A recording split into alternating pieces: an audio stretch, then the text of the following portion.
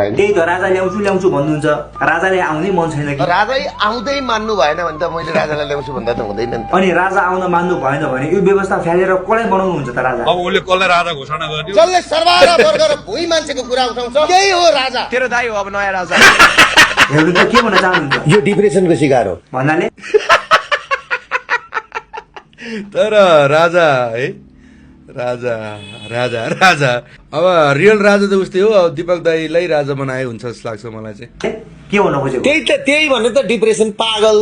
पागल छोरा अब खालीवाला छुस कट्टा दुर्गा प्रसादलाई नथर्काउनुहोस् सबैले मेरो केटाहरू खुकुरी हान्न आउँछ अब के गर्नुहुन्छ मलाई हान्न आउँदाखेरि त्यसले सोचेर आउनुपर्छ हेर्दै जा मेरो केटाहरूले तँलाई कस्तो हान्छ ओपन खेलौँ न आइज म्याच